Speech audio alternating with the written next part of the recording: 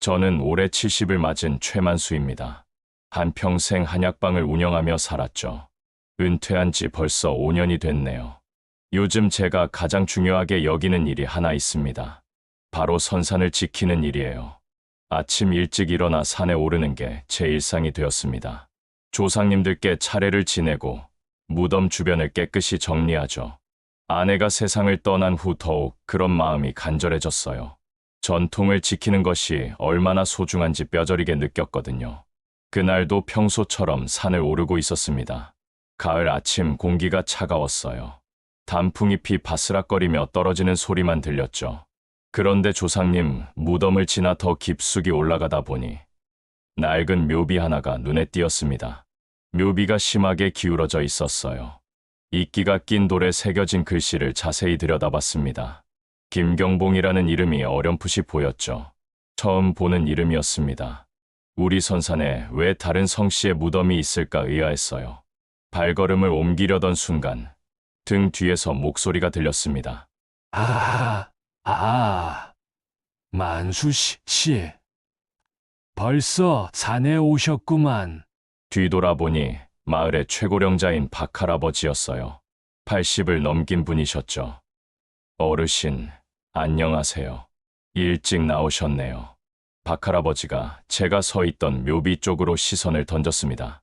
그 순간 얼굴이 굳어지더군요. 저 무덤 말이가.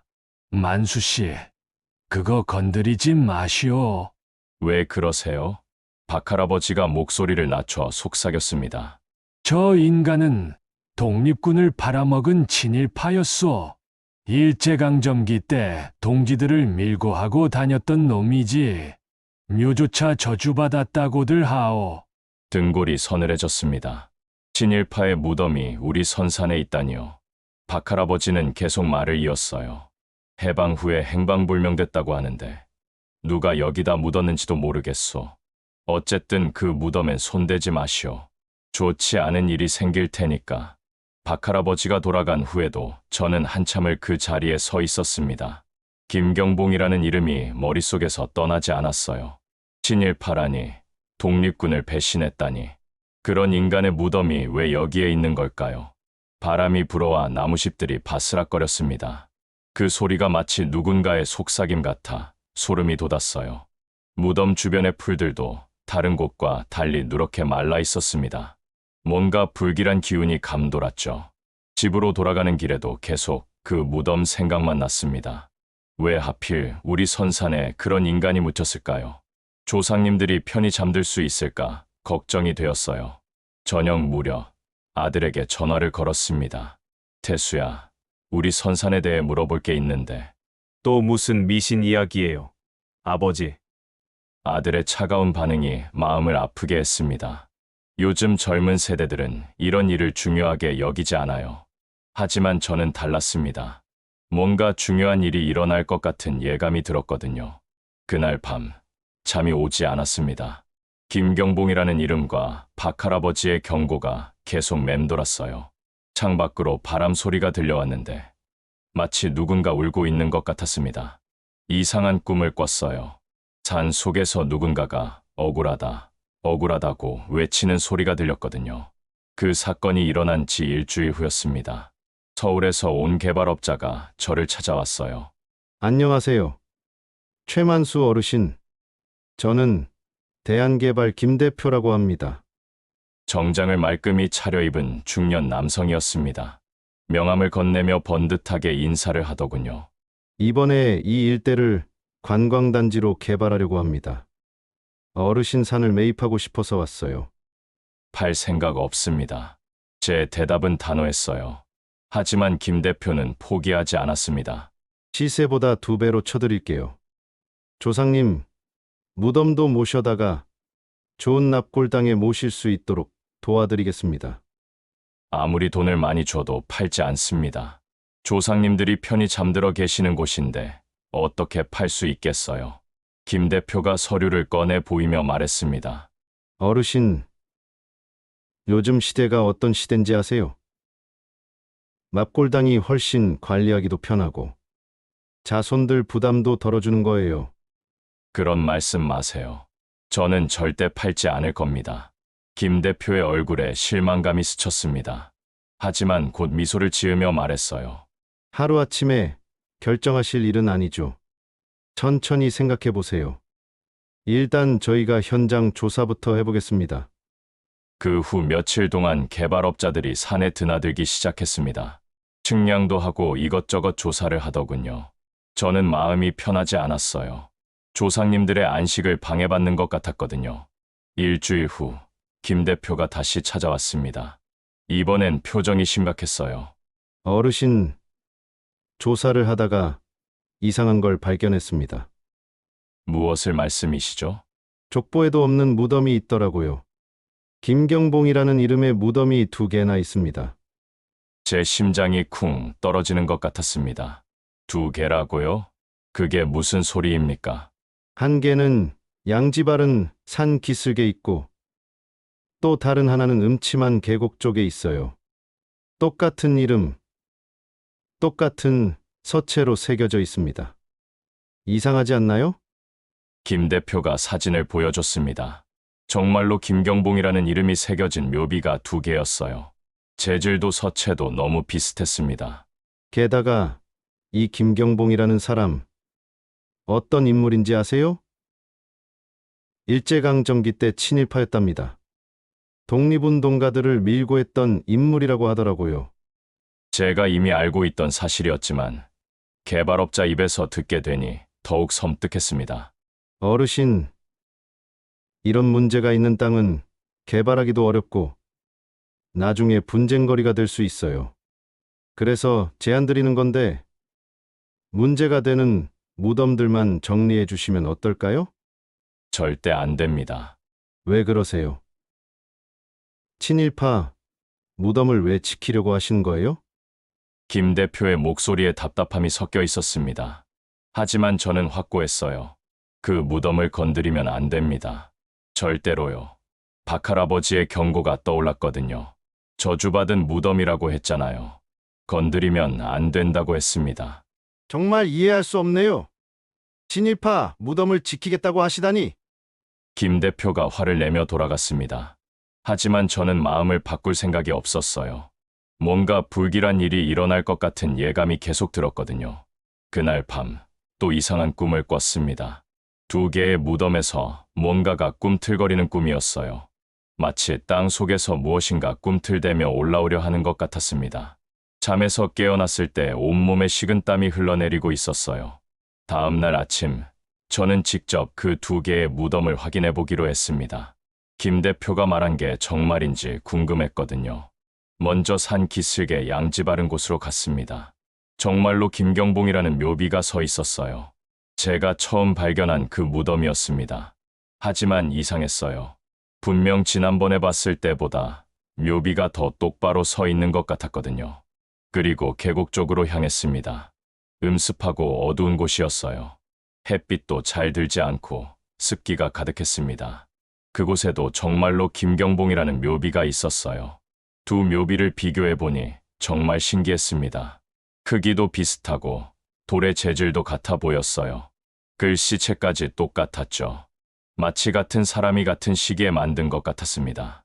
이상하네. 혼잣말이 나왔습니다. 왜 같은 사람의 무덤이 2개나 있을까요? 그것도 이렇게 떨어진 곳에 말이에요. 그때 뒤에서 목소리가 들렸습니다. 만수 씨, 거기서 뭐 하시오? 돌아보니 동네 직원인 이 선생이었습니다. 70 넘은 분이셨는데 평생 풍수지리를 연구하신 분이에요. 아, 이 선생님, 이 무덤 좀 이상하지 않나요? 똑같은 이름의 무덤이 2개나 있어서요. 이 선생이 2 무덤을 번갈아 보더니 고개를 저었습니다. 이거 심상치 않소. 무슨 말씀이세요? 이건 복수를 위해 2개를 판 무덤이오. 머리와 몸이 따로 묻혔을 수도 있소. 저는 소름이 끼쳤습니다. 머리와 몸을 따로 묻는다니요. 그게 무슨 뜻이신지요? 이 선생이 심각한 표정으로 설명했습니다. 옛날에 극악무도한 죄를 지은 사람을 묻을 때 이런 방법을 썼소. 한 몸을 2곳에 나눠 묻어서 영혼이 한 곳에 모이지 못하게 하는 거지. 그래야 원한을 품고 되살아나지 못한다고 믿었거든. 그럼 이 김경봉이라는 사람이 그렇게 묻힌 거라는 말씀이신가요? 아마 그럴 가능성이 높소. 친일파라고 했잖소. 해방 후에 마을 사람들이 분노해서 그렇게 했을 수도 있지. 이 선생의 말을 들으니 더욱 섬뜩했습니다. 그런데 이상한 건 두 무덤 모두 똑같이 정성스럽게 만들어져 있다는 점이었어요. 복수를 위해 묻었다면 이렇게 정성을 들였을까요? 그런데 선생님, 이 무덤들 뭔가 이상해요. 복수를 위해 묻었다면 이렇게 정성스럽게 만들지 않았을 것 같은데요. 이 선생도 고개를 갸웃했습니다. 그것도 그렇소. 뭔가 다른 이유가 있을 수도 있겠소. 그때 바람이 세게 불어왔습니다. 나무십들이 바스락거리며 떨어졌어요. 그 소리가 마치 누군가 속삭이는 것 같았습니다. 만수 씨, 이 무덤들은 건드리지 마시오. 뭔가 심상치 않은 기운이 느껴지오. 이 선생의 경고였습니다. 박할아버지에 이어 이 선생까지 같은 말을 하니 더욱 불안해졌어요. 왜 그렇게 생각하세요? 이런 무덤은 산 사람에게 좋지 않은 영향을 미칠 수 있소. 특히 죄를 많이 지은 사람의 무덤은 더욱 그렇지. 집으로 돌아가는 길에 계속 그 말이 머릿속에서 맴돌았습니다. 두 개의 무덤, 머리와 몸을 따로 묻었을 가능성, 그리고 직관의 경고까지 모든 게 불길하기만 했어요. 그날 저녁, 저는 마을 도서관에 가서 일제강점기 관련 자료를 찾아봤습니다. 김경봉이라는 인물에 대해 더 자세히 알고 싶었거든요. 오래된 신문 기사와 증언록을 뒤지다가 충격적인 내용을 발견했습니다. 김경봉은 처음엔 독립운동을 했던 사람이었어요. 하지만 일본 경찰에 붙잡힌 후 전향했습니다. 그것도 모자라 동지들을 차례차례 밀고 하기 시작했죠. 가장 끔찍한 건 친했던 친구 박성호의 가족까지 팔아넘겼다는 사실이었습니다. 박성호는 김경봉과 어릴 때부터 함께 자란 중마고였어요. 독립운동도 함께 시작했죠. 하지만 김경봉은 일본 경찰의 회유에 넘어가 박성호의 아내와 어린 자식들의 은신처까지 알려줬습니다. 그 결과 박성호의 가족은 모두 잡혀가서 고문을 받다가 죽었어요. 박성호는 가족을 잃은 슬픔과 친구의 배신에 절망했습니다. 하지만 복수할 기회를 얻지 못했죠. 일본 경찰의 수배를 받으며 숨어 지내다가 해방 직전에 병으로 죽었거든요. 해방 후 김경봉은 행방이 묘연해졌습니다. 친일파 청산 과정에서 숨어버린 거죠. 그런데 누군가 그의 시신을 찾아서 묻었다는 이야기가 있었어요. 흥미로운 건 그 과정에서 나온 증언이었습니다. 당시 마을 어르신의 증언에 따르면 김경봉의 시신을 발견한 건 박성호의 아들이었다고 했어요. 박성호의 아들은 어린 나이에 아버지와 어머니, 누나를 모두 잃고 혼자 살아남았던 거죠. 복수를 하고 싶었지만 차마 시신을 그냥 버릴 수는 없었다고 했소. 그래서 두 곳에 나누어 묻었다는 이야기가 있지. 도서관 사서 할머니가 들려주신 이야기였습니다. 두 곳에 나누어 묻었다고요? 그렇소. 하나는 양지에, 하나는 음지에 묻었다고 했지. 그래야 영혼이 편히 쉬지 못한다고 생각했나 봐. 바로 제가 본 그 두 무덤이었습니다. 양지 바른 곳과 음습한 계곡, 정확히 일치했어요. 그런데 이상한 건 그 후에 박성호 아들도 행방불명이 됐다는 거야. 김경봉을 묻고 나서 얼마 지나지 않아서 말이지. 사서 할머니의 말에 소름이 돋았습니다. 어떻게 행방불명이 됐다는 건가요? 누군지 모르겠소. 어느 날 갑자기 사라져 버렸다고 했지. 그 후로 이 마을에 이상한 일들이 가끔 일어났다고 해. 어떤 이상한 일들이요? 김경봉 무덤 근처에 가면 이상한 소리가 들린다거나 밤에 누군가 울고 있는 소리가 들린다거나 하는 일들 말이야. 집으로 돌아가는 길에 이 모든 이야기가 머릿속에서 정리되었습니다. 김경봉은 친구를 배신하고 그 가족까지 죽음으로 몰고 간 극악무도한 인물이었어요. 그의 무덤이 저주받았다는 말이 이해가 갔습니다. 하지만 동시에 새로운 의문도 생겼습니다. 왜 그 무덤들이 우리 선산에 있을까요? 그리고 정말로 그 무덤들이 불길한 기운을 내뿜고 있는 걸까요? 며칠 후 서울에 사는 제 자식들이 내려왔습니다. 큰아들 태수와 둘째 아들 태진이었어요. 둘 다 나름대로 성공한 직장인들이죠. 아버지, 안녕하세요. 왔구나. 밥은 먹었냐? 하지만 분위기가 어색했습니다. 아이들이 온 이유를 알고 있었거든요. 분명 개발업자 이야기를 들었을 거예요. 과연 저녁 식사 후 태수가 입을 열었습니다. 아버지, 개발업체에서 연락이 왔어요. 산을 팔면 큰 돈을 받을 수 있다고 하던데요.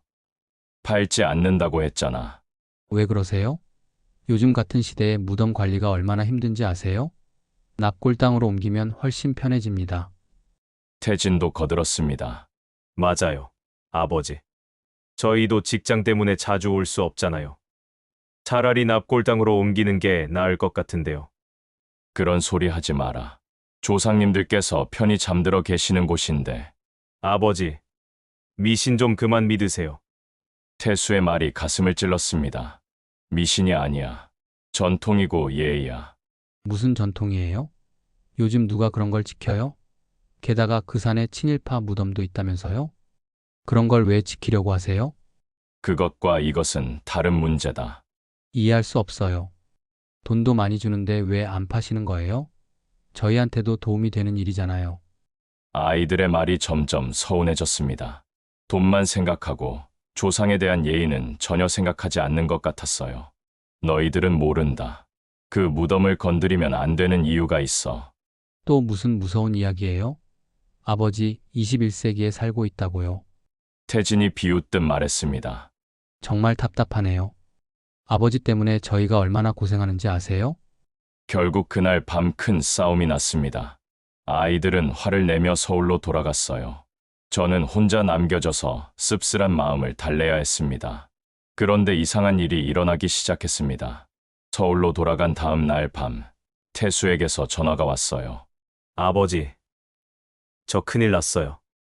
목소리가 떨리고 있었습니다. 무슨 일이냐? 교통사고 났어요. 다행히 생명에는 지장 없지만 다리를 크게 다쳤어요. 심장이 철렁 내려앉았습니다. 어떻게 된 거냐? 모르겠어요. 갑자기 핸들이 돌아가면서 가드레일에 박았어요. 며칠 후에는 태진에게도 이상한 일이 생겼습니다. 아버지, 저도 큰일 났어요. 투자 사기를 당했어요. 무슨 소리냐? 친한 선배가 소개해준 투자처였는데 알고 보니 사기였어요. 몇 천만 원을 날렸어요. 두 아들 모두에게 연달아 불운이 닥쳤습니다. 우연의 일치일까요? 아니면 정말로 무덤과 관련이 있는 걸까요? 태수가 퇴원한 후 다시 전화를 걸어왔습니다. 아버지, 혹시 저희가 그 무덤 이야기를 함부로 한 것 때문에 이런 일이 생긴 건 아니죠? 목소리에 불안감이 섞여 있었어요. 왜 그런 생각을 하냐? 모르겠어요. 그냥 기분이 이상해서요. 사고가 날 때 순간적으로 누군가 핸들을 돌리는 느낌이 들었거든요. 저는 소름이 돋았습니다. 정말로 김경봉의 무덤과 관련이 있는 것일까요? 태진이도 투자 사기를 당했을 때 뭔가 이상했다고 하더라. 어떻게 이상했다는 거냐? 평소 같으면 절대 속지 않았을 일이래요. 그런데 그때는 마치 정신이 몽롱한 상태에서 계약서에 도장을 찍었다고 해요. 점점 더 섬뜩해졌습니다. 혹시 정말로 저주가 시작된 건 아닐까요? 아버지, 우리가 잘못 생각했나 봐요. 그 무덤에 대해 함부로 말하지 말았어야 했는데. 태수의 목소리에 후회가 담겨 있었습니다. 그날 밤, 저는 잠을 이루지 못했습니다. 아이들에게 연달아 일어난 사고들이 우연의 일치가 아닐 수도 있다는 생각이 들었거든요. 김경봉의 무덤을 조롱하고 무시한 대가를 치르고 있는 건 아닐까요? 일주일 후, 개발업자 김 대표로부터 급한 전화가 걸려왔습니다. 최 어르신, 큰일 났습니다. 지금 당장 산으로 올라와 보세요. 목소리가 상당히 다급했어요. 무슨 일입니까? 직접 와서 보셔야 할 것 같아요. 말로는 설명하기 어려워요. 저는 서둘러 산으로 향했습니다. 산 입구에 도착하니 구급차와 경찰차가 와 있었어요. 불길한 예감이 들었습니다. 김 대표가 저를 보더니 창백한 얼굴로 다가왔습니다. 어르신, 정말 죄송합니다. 제가 어제 무덤을 파헤쳤어요. 뭐라고요? 친일파 무덤이니까 치워버리면 될 줄 알았어요. 그런데 땅을 파기 시작하자마자 이상한 일이 일어났습니다. 김 대표가 떨리는 목소리로 설명했습니다. 처음엔 별일 없었어요. 그런데 무덤 아래쪽을 파면서부터 기분이 이상해지기 시작했어요. 머리가 어지럽고 귀에서 이상한 소리가 들렸어요. 어떤 소리요? 누군가 울부짖는 소리였어요. 억울하다, 억울하다 하면서요. 처음엔 바람 소리려니 했는데 점점 선명해지더라고요. 김 대표의 손이 계속 떨리고 있었습니다. 그러다가 갑자기 의식을 잃었어요. 깨어보니 병원이었고요. 지금은 괜찮습니까? 몸은 괜찮은데 기억이 이상해요. 의식을 잃기 전 마지막 기억이 너무 선명해서요. 김 대표가 식은땀을 흘리며 말을 이었습니다. 제가 갑자기 눈이 뒤집히면서 이상한 말을 했다고 해요. 나는 억울하다. 나를 배신한 놈들을 모두 불러내라고 소리쳤다더라고요. 제 등골이 서늘해졌습니다. 그게 제 목소리가 아니었어요. 마치 다른 사람이 제 몸을 조종하는 것 같았다고 현장에 있던 직원들이 그러더라고요. 김 대표가 계속해서 말했습니다. 더 무서운 건 그 목소리가 늙은 남자 목소리였다는 거예요. 제가 평소에 낼 수 있는 목소리가 아니었어요. 현장을 본 직원 한 명이 다가와서 증언했습니다. 정말 소름 끼쳤습니다. 김 대표님이 갑자기 쓰러지면서 완전히 다른 사람이 된 것 같았어요. 목소리도 다르고 표정도 달랐어요. 어떻게 다르던가요? 마치 오래전 사람이 말하는 것 같았어요. 말투도 옛날 말투였고요. 놈들이라는 표현도 썼고요. 점점 더 섬뜩해졌습니다. 혹시 김경봉의 영혼이 김 대표에게 씌었던 건 아닐까요? 그래서 무덤은 어떻게 됐습니까? 다시 덮어놨어요. 무서워서 더 이상 건드릴 수가 없었어요. 김 대표가 고개를 떨구며 말했습니다. 어르신, 정말 죄송합니다. 제가 잘못 생각했어요. 그 무덤을 건드리면 안 되는 거였어요. 그때 직원 이 선생이 나타났습니다. 내가 경고했잖소. 그 무덤은 건드리면 안 된다고. 이 선생이 김 대표를 보며 고개를 저었습니다. 지금이라도 제대로 사과를 해야 할 거요. 무덤에 가서 잘못을 빌어야 합니다. 어떻게 사과를 하란 말입니까? 술과 과일을 가져와서 무덤 앞에 놓고 진심으로 잘못을 빌어야 해요. 그래야 더 큰 재앙을 막을 수 있을 거요. 김 대표는 그날 오후에 정말로 재물을 가져와서 무덤 앞에서 사과를 했습니다. 하지만 그 후에도 며칠 동안 악몽에 시달렸다고 했어요. 매일 밤 꿈에 누군가 나타나서 왜 내 잠을 깨웠느냐고 따지더라고요. 김 대표의 말에 저는 더욱 확신했습니다. 그 무덤은 절대 건드려서는 안 되는 곳이라는 걸 말이에요. 김 대표의 사건 이후 마을에는 불안한 분위기가 감돌았습니다. 김경봉의 무덤에 대한 소문이 퍼지기 시작했거든요. 어느 날 오후 직원 이 선생이 저를 찾아왔습니다. 표정이 아주 심각했어요. 만수 씨, 중요한 이야기를 해야겠소. 무슨 일이세요? 그 김경봉 무덤 말이오. 생각보다 훨씬 위험한 무덤이오. 이 선생이 차를 한 모금 마신 후 말을 이었습니다. 어젯밤에 그 무덤을 자세히 살펴봤소. 풍수지리적으로 볼 때 아주 불길한 기운이 서려 있더라고. 어떻게 불길하다는 말씀입니까? 그 무덤은 사람의 피와 원한을 먹고 자라는 무덤이오. 이 선생의 말에 소름이 돋았습니다. 무슨 뜻인지 잘 모르겠습니다. 김경봉이라는 자가 생전에 저질렀던 죄악들이 무덤에 응축되어 있다는 뜻이오. 그 원한과 죄업이 무덤을 통해 계속해서 자라고 있는 거지. 이 선생이 더욱 심각한 표정으로 말했습니다. 건드리는 순간 그 죄업이 산 사람에게 옮겨갑니다. 마치 전염병처럼 말이오. 그럼 김 대표나 제 아들들에게 일어난 일들이 맞소. 모두 그 무덤의 영향이오. 김경봉의 원혼이 자신을 방해하거나 모독하는 사람들에게 복수를 하고 있는 거지. 제 손이 떨렸습니다. 정말로 그런 일이 가능한 건가요? 그럼 어떻게 해야 합니까? 절대로 그 무덤에 손대지 마시오. 아무리 돈을 많이 준다 해도 건드리면 안 돼요. 이 선생이 강조하며 말했습니다. 그리고 가족들에게도 경고하시오. 그 무덤을 우습게 여기거나 조롱하면 더 큰 화를 당할 수 있소. 이미 아이들이 그런 일을 당했는데요. 다행히 아직 큰 화는 아니오. 하지만 계속 그런 태도를 보이면 더 큰 재앙이 올 수도 있어. 이 선생이 일어서며 마지막으로 당부했습니다. 만수 씨, 명심하시오. 그 무덤은 죄를 먹고 자라는 무덤이오. 건드리는 순간 그 죄가 온 가족에게 퍼질 거요. 그날 밤, 저는 아내의 무덤을 찾아갔습니다. 달빛이 무덤을 은은하게 비추고 있었어요. 여보, 어떻게 해야 할까요? 혼자서 중얼거렸습니다. 아이들은 돈만 생각하고, 개발업자들은 무덤을 파헤치려고 하고, 나 혼자서 어떻게 이 모든 걸 막아야 할까요? 바람이 불어와 나무잎들이 바스락거렸습니다. 마치 아내가 대답해주는 것 같았어요. 알겠어요. 내가 우리 선산을 지킬게요. 아무도 건드리지 못하게 할게요. 그때 뒤에서 발소리가 들렸습니다. 돌아보니 아무도 없었어요. 하지만 분명히 누군가 걸어오는 소리였습니다. 누구세요? 대답은 없었습니다. 하지만 계속해서 발소리가 들렸어요. 점점 가까워지고 있었습니다. 저는 서둘러 그 자리를 떠났습니다. 뒤돌아보니 김경봉 무덤 쪽에서 희미한 그림자가 움직이는 것 같았어요. 집에 돌아와서도 한참 동안 잠이 오지 않았습니다.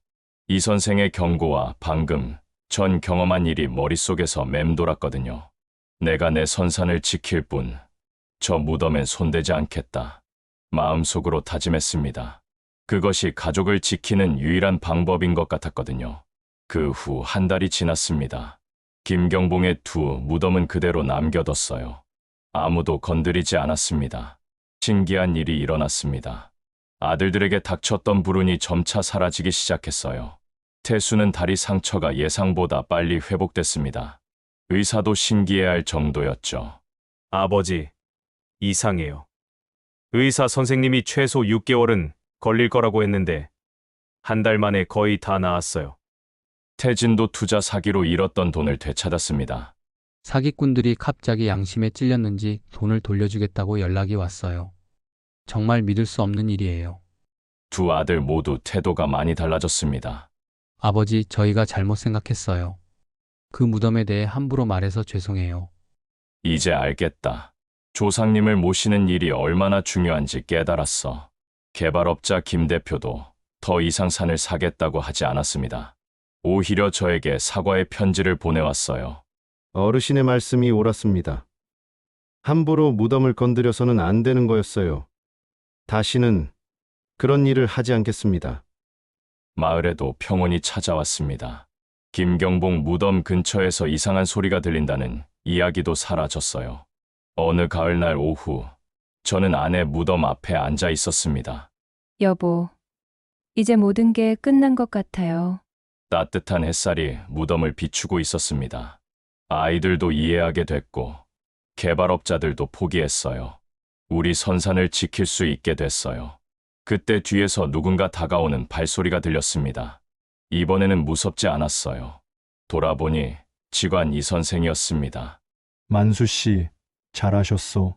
무엇을 말씀이시죠? 김경봉 무덤을 건드리지 않기로 한 결정 말이오. 그게 가장 현명한 선택이었어.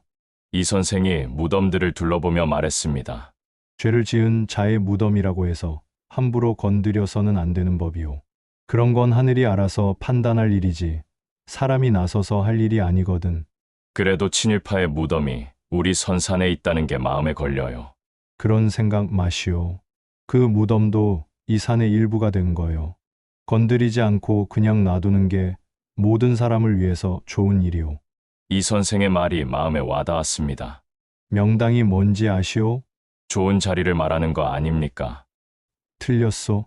진짜 명당은 마음속에 있는 거요. 이 선생이 가슴을 가리키며 말했습니다. 조상을 진심으로 생각하고 전통을 소중히 여기는 마음. 그게 바로 명당이요. 어떤 자리에 묻혔느냐가 중요한 게 아니라 후손이 어떤 마음으로 조상을 모시느냐가 중요한 거지. 정말 그런가요? 그렇고 말고요. 만수 씨처럼 진심으로 조상을 모시는 사람에게는 어떤 자리든 명당이 되는 거예요. 저녁 무렵 집으로 돌아가는 길에 김경봉의 두 무덤을 지나갔습니다. 예전처럼 불길한 기운은 느껴지지 않았어요. 오히려 고요하고 평온한 느낌이었습니다. 저는 이제 확신합니다. 혼자 중얼거렸습니다. 진짜 복은 조상 뜻을 거스르지 않는 데 있어요. 저주받은 무덤을 건드리지 않는 게 지혜죠. 그날 밤 오랜만에 편안한 잠을 잤습니다. 아내가 꿈에 나타나서 웃으며 말했어요. 고생 많았어요, 여보. 이제 우리 가족이 평안할 거예요. 다음 날 아침 태수에게서 전화가 왔습니다. 아버지, 저희가 추석에 모두 내려갈게요. 조상님께 제대로 인사드리고 싶어요. 그래, 그렇게 해라. 그리고 아버지, 저희가 선상 관리를 도와드릴게요. 더 이상 혼자서 고생하지 마세요. 제 마음이 따뜻해졌습니다. 아이들이 정말 달라진 것 같았어요.